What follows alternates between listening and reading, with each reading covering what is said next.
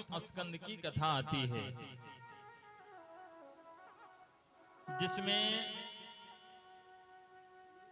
सूत जी से शौनकादि ऋषियों ने 6 प्रश्न किए हैं और उन्हीं 6 प्रश्नों के उत्तर में पूरी भागवत है।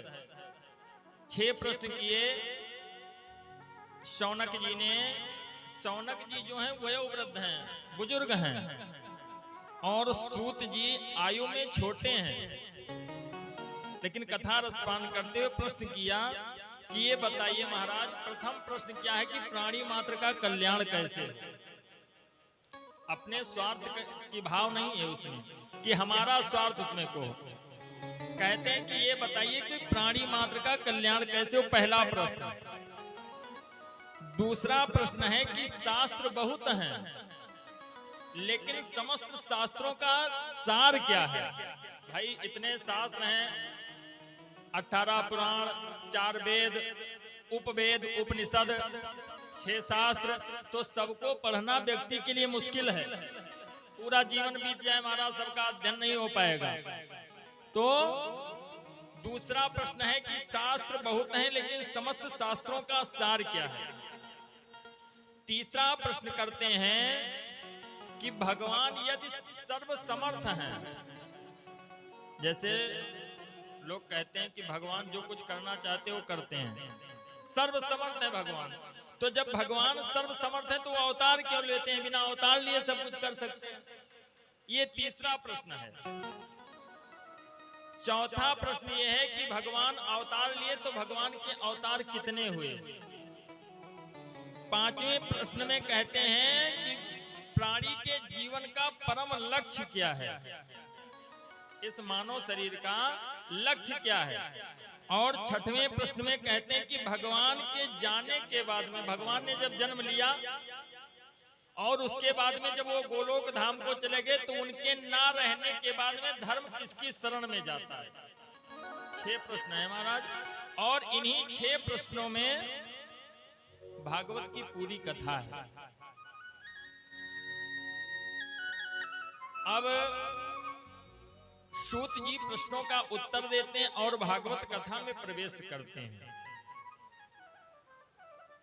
प्राणी मात्र का कल्याण महाराज अगर होना है, प्राणी अपना कल्याण चाहता है, तो उसके लिए भगवान की कथाओं को सुने, और कल्याण कहीं नहीं होना है।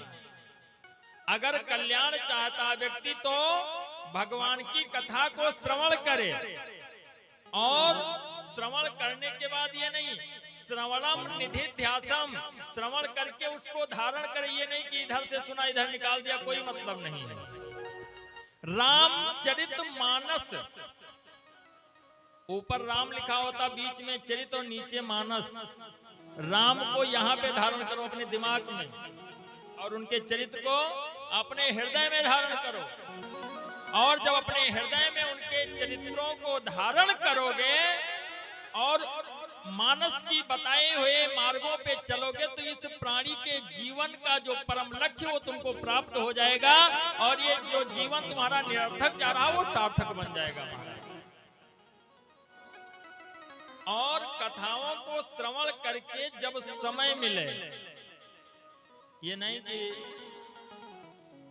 सबको छोड़ करके चले जाओ, समय देख करके भगवान का कीर्तन करे और उनका स्मरण करे।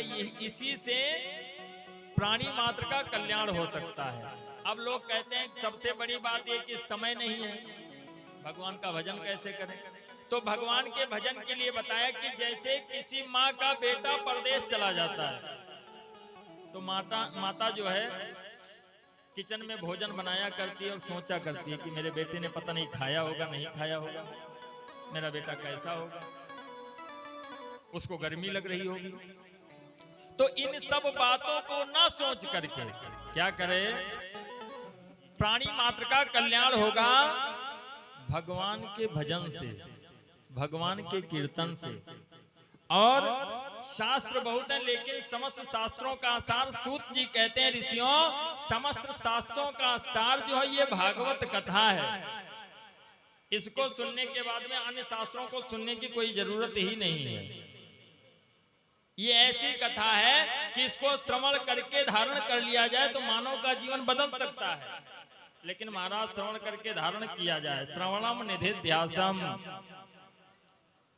और कहा भगवान सर्व समर्थ है तो अवतार क्यों लेते हैं? भगवान ने ये कहा है गीता में, यदा यदा हि धर्मस्य ग्लानिर्भवति भारत अभ्युत्थानम अधर्मस्य तदात्मानं सृजाम्यहम् परित्राणाय साधूनां विनाशाय च दुष्कृतां धर्म संस्थापनार्थाय संभवामि युगे युगे। और यही बात गोस्वामी जी भी मानस में कहते, तुलसीदास जी, जब जब होई धर्म कर हानि बाढ़ई असुर अधम अभिमानी तब तब धरि प्रभु विविध शरीरा हरे कृपा निधि सज्जन पीरा। भगवान सर्व समर्थ है, सब कुछ कर सकते हैं, लेकिन जब भक्तों के ऊपर देखते हैं कि पृथ्वी पे अत्याचार बढ़ रहा है तो अवतार लेकर के धर्म की पुनः स्थापना करते हैं। और चौथे प्रश्न में ये कहते कि भगवान के कितने अवतार हैं, तो आगे आप लोग सुनेंगे भगवान के 24 अवतार हुए हैं।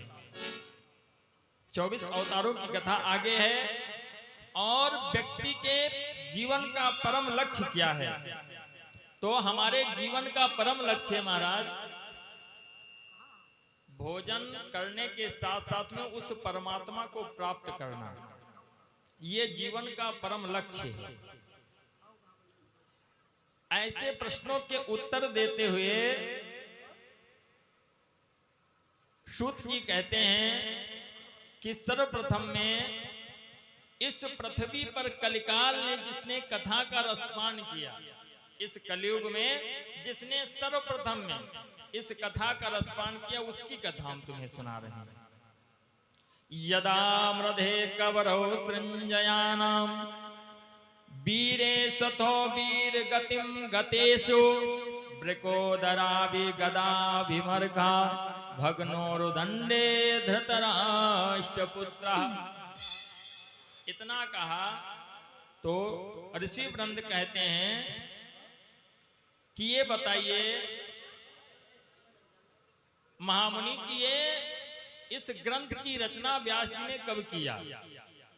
ये हमको पहले बताते थे। सूत जी कहते हैं ये उस समय की बात है, व्यास जी जो हैं ग्रंथों को लिखने के बाद में अशांत मन से बैठे, मन में अशांति है। और अशांति क्यों नहीं रहेगी? जब तक इस संसार के चक्कर में हम पड़े रहेंगे तो मन हमारा शांत होने वाला है ही नहीं। वास्तविक शांति जहां पे वहां हम पहुंच नहीं पा रहे हैं। नारद जी पहुंच गए वीणा बजाते हुए। व्यास जी ने देखा, बातचीत हुई व्यास जी से, देखा तो नारद जी ने कहा ये बताइए कि आपका मन अशांत है, आखिर क्यों? व्यास जी ने कहा पता नहीं क्यों हमारे मन को शांति नहीं हुई। दिखाया कि इतने ग्रंथों को हमने लिखा है। कहा अच्छा, आपके मन को कहां शांति मिलेगी? क्यों? क्योंकि जो प्रभु की वांग्मय मूर्ति है भागवत, उस पर आपने प्रकाश नहीं डाला है। वो तो ऐसे हैं, नारद जी अपना पूर्व चरित्र सुनाते हैं, कहते हैं हमको देख लो, हमारे ऊपर कैसी कृपा करी उन्होंने कि पूर्व जन्म में मैं एक दासी का पुत्र था। नारद जी कहते हैं कि मैं पूर्व जन्म में एक दासी का लड़का था। हमारी माता, जो संत लोग आते थे चौमासा व्यतीत करने के लिए, जो चौमासा व्यतीत करने संत लोग आते हैं, जब संत लोग आए चौमासा व्यतीत करने के लिए तो नारद जी की माँ जो है दासी, वो जा करके वहां पर संतों की सेवा करें।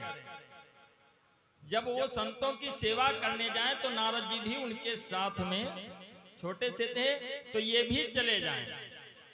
और जब बराबर ये जाते रहे वहां पर तो कहते हैं कि जहां पे जाओगे अगर अच्छे लोगों के साथ में बैठोगे, संगत अच्छी होगी तो गुण अच्छे मिलेंगे। और अगर संगत बुरी होगी तो गुण भी वैसे ही हो जाएंगे महाराज। इसलिए हमेशा अच्छे व्यक्ति की संगत करनी चाहिए, गलत व्यक्ति के संगत में मत रहो। चोर के साथ में रहोगे तो चोरी करेगा तो बताए, ग्रंथ पढ़ेगा ना बताइए। अब अगर कोई पंडित जी के साथ लाग गया तो वही जो पूजा पाठ करी है वह बताइए।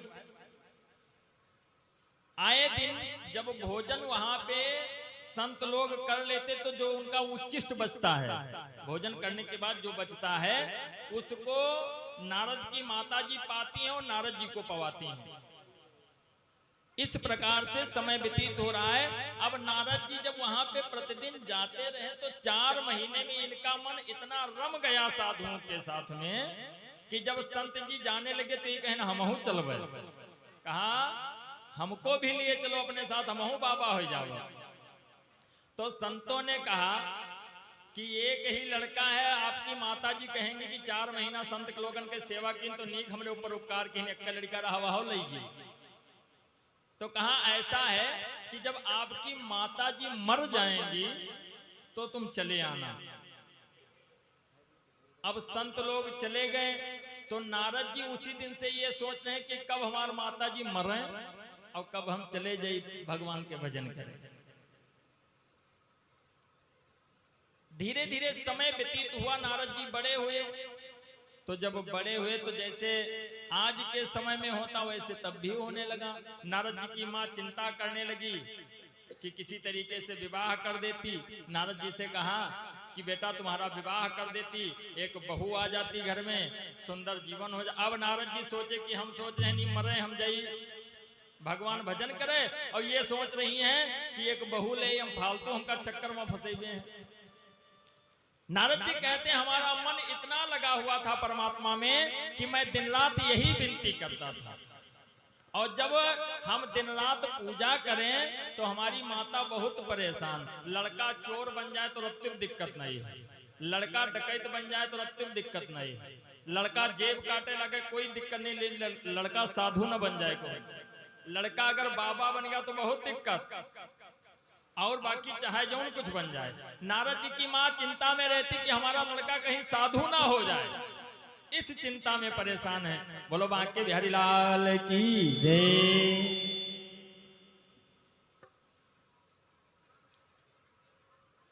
नारद जी की माँ एक दिन शाम को गैया दुहने के लिए गई थी, गाय लगाने के लिए गई थी, और रात्रि हो गई थी। अब उधर से आ रही थी, जान नहीं पाई, नीचे सांप पड़ा हुआ था, उसी पे जैसे पैर रखा फटाक से सांप ने काट लिया और माता जी मर गई।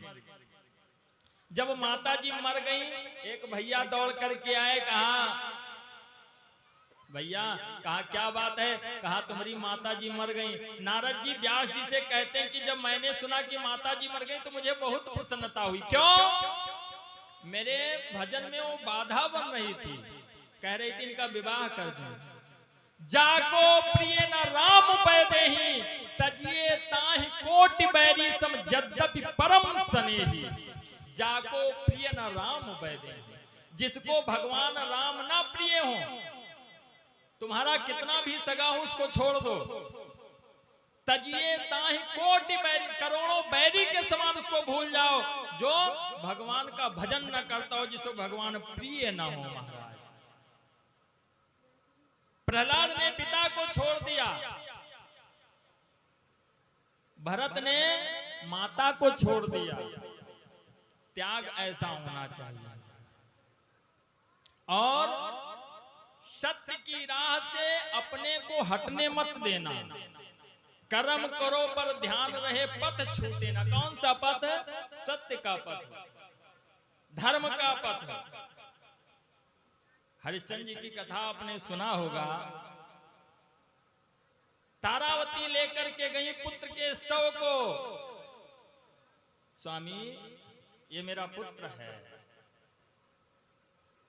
हरिश्चंद्र ने कहा कौन सा पुत्र? किसका पुत्र? हम यहाँ पे हैं, मरघट पे हमारी ड्यूटी है,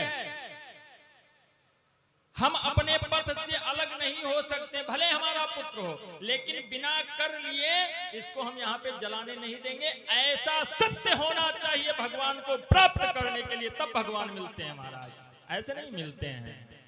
हरिश्चंद्र ने कहा अगर तुम्हारे पास कर देने के लिए कुछ नहीं तो इसको लेकर के जाओ, जहां मर्जी हो वहां पे जला दो, लेकिन इस घाट पे यहाँ पे हमें यहाँ पे नहीं जलाने देंगे।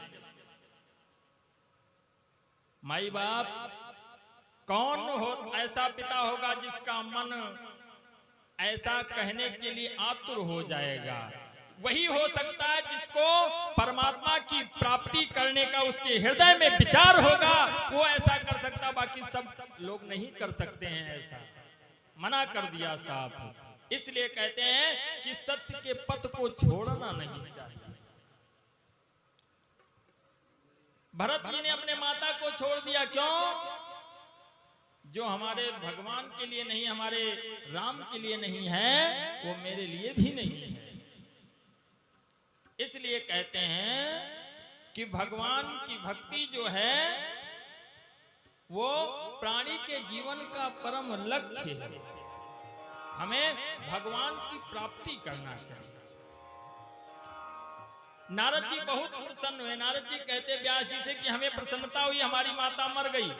एक आंख से ठंडा आंसू गिर रहा है, एक से गर्म आंसू गिर रहा है महाराज। ठंडा आंसू इसलिए गिर रहा है कि बड़ी खुशी है, मर गई, ठीक है बाबा, हमें भगवान से मिलने के लिए रोक रही थी, हमारे भजन में बाधा बन रही थी। और गर्म आंसू गिर रहा है कि संसार को दिखाने के लिए हम रो रहे हैं।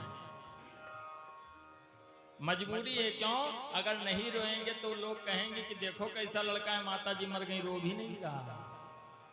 इसलिए लोगों को दिखाने के लिए हम रोए। रोने के बाद में जल्दी फल्दी में माता जी का अंतिम संस्कार किया, और जैसे कैसे 13 दिन बीता, काम निपटायन, फट से उल्टा सीध, और उसके बाद में संतों के बताए हुए रास्ते पे चल पड़ा। क्यों? भगवान की प्राप्ति करना है। नारद जी ने कहा हम चलते चलते एक जंगल में पहुंचे, सरोवर दिखा तो वहां पे जाकर के जल पिया और जल पी करके बैठ गए। जब हम बैठे तो हमारी आंखें बंद हो गई। आंखें बंद हुई तो देखा क्या कि वो काला काला मुरली वाला हमारे सामने खड़ा हुआ है। भगवान के दर्शन हो गए हैं। अब नारद जी को जब भगवान के दर्शन हो गए तो नारद जी प्रसन्न हो गए, और जैसे इनकी प्रसन्नता हुई वो छवि गायब हो गई। नारद जी से कहा आकाशवाणी ने कि नारद जी जाकर के तपस्या करो अगले जन्म के लिए, इस जन्म में हम तुम्हें मिलने वाले नहीं हैं। बोलो राधे राधे राधे राधे।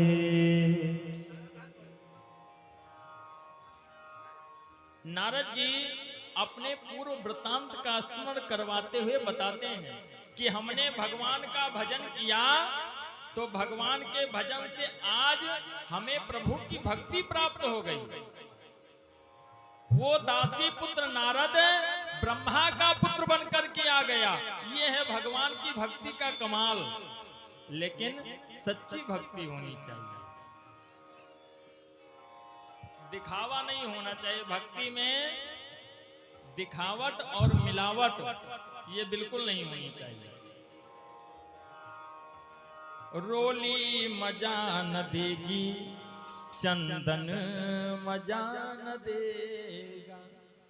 ये माथ रंगे से कोई मतलब है नहीं, चंदन लगाओ ना लगाओ, लेकिन अगर परमात्मा को याद करना है, भगवान को प्राप्त करना है, तो हृदय में सच्ची भक्ति होनी चाहिए बस। बाकी दिखावट और मिलावट से भक्ति जो हो वो सच्ची हो। व्यास जी से कहा कि आपने प्रभु की वांग में प्रतिमूर्ति पे अभी तक प्रकाश नहीं डाला, तो व्यास जी ने भागवत की रचना की, और जब भागवत की रचना की महाराज तो उनके मन को परम शांति प्राप्त हुई। इसलिए ये भागवत जो है सब ग्रंथों का सार है। बोलो श्रीमद् भागवत महापुराण की जय। ये कथा कहने के बाद में शौनक जी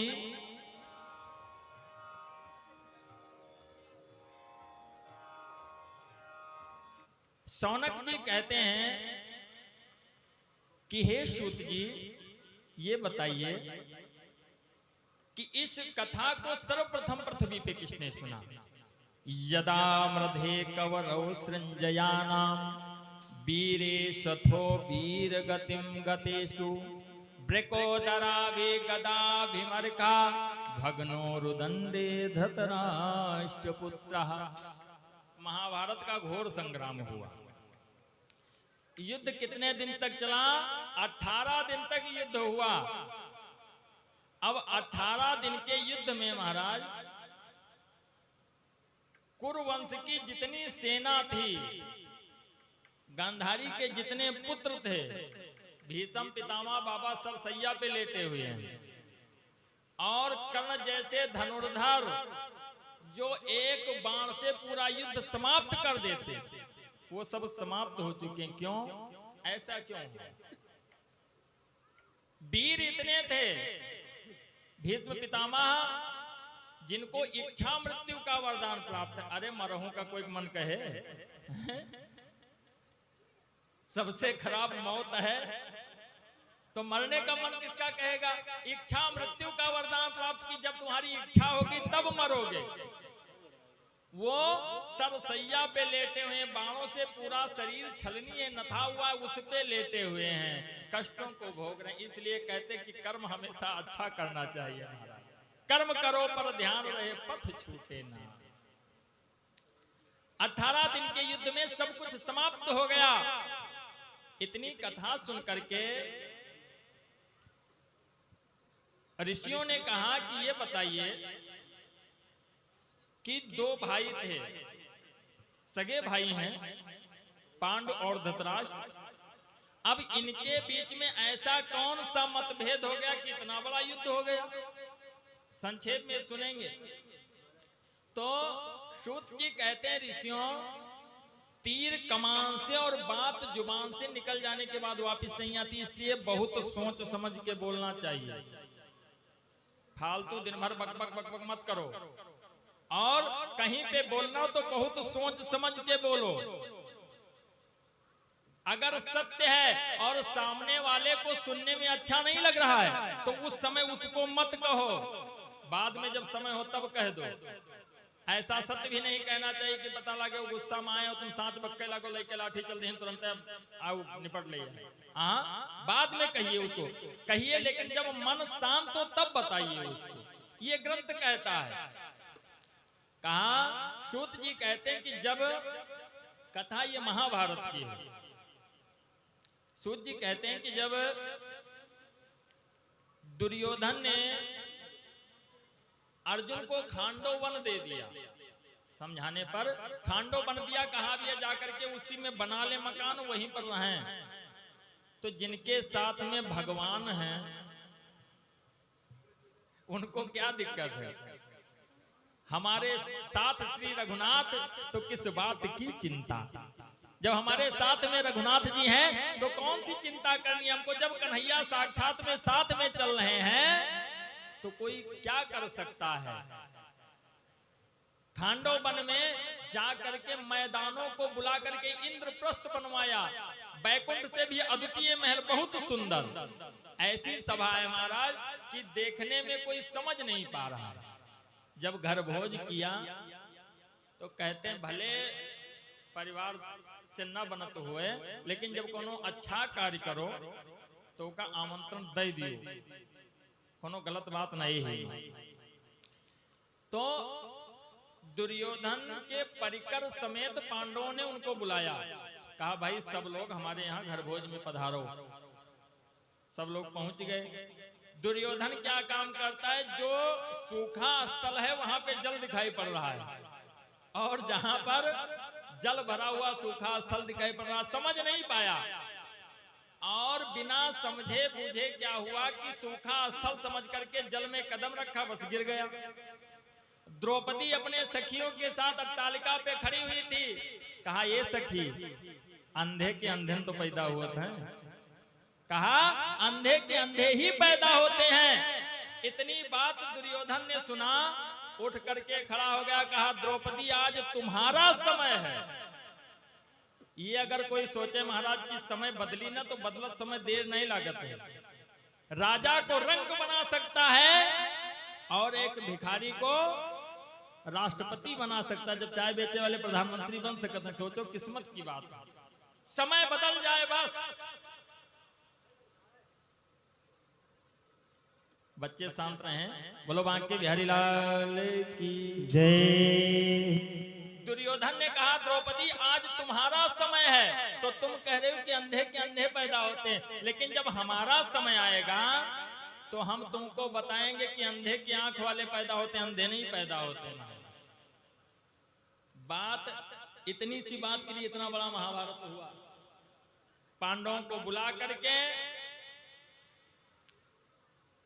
अपने जाल में फंसाकर द्यूत क्रीड़ा किया। क्या किया? जुआ खेलने लगा। अब कहते हैं ये सब चीजें जो हैं इनसे बहुत हटकर रहना चाहिए।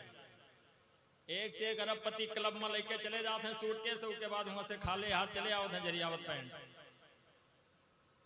द्यूत क्रीड़ा किया, जुआ खेलने लगे। और जब जुआ खेला तो ऐसी चाल चली कि जितना कुछ था इनके पास में सब कुछ हार गए। इंद्रप्रस्थ जैसा महल, सुंदर सभा, सब कुछ हार गए, कुछ नहीं बचा। दुर्योधन ने अंतिम में इनसे कहा कि भैया आपके पास में एक अमूल्य वस्तु है, अगर चाहो दांव पे लगा दो, तो जितनी संपत्ति हमने जीता है सब हम दांव पे लगा रहे हैं। हो सकता बाजी तुम यही सोच के तो जुआ में अच्छे मिट गए। हो सकता है अब किया जाए, हो सकता अब किया जाए। अब युधिष्ठिर समझ नहीं पाए और दुर्योधन से कहा हमारे पास क्या है? कहा अगर द्रौपदी को दांव पे लगा दो तो जितनी संपत्ति सब एक के बार में हम लगा रहे हैं, हो सकता बाजी तुम्हें ना हाथ में आ जाए। इतने पागल हैं कि नहीं समझ पाए और द्रौपदी को दांव पे लगा दिया। और जैसे द्रौपदी को दांव पे लगाया, मामा शकुनी ने पांसा फेंका और द्रौपदी को भी हार गए। जब हार गए तो दुर्योधन उठ करके खड़ा हुआ, कहा दुशासन द्रौपदी को लेकर के और निर्वस्त्र करके हमारी जांग पे बिठाओ। आज बताएंगे कि अंधे की आंख वाले पैदा होते, अंधे नहीं पैदा होते।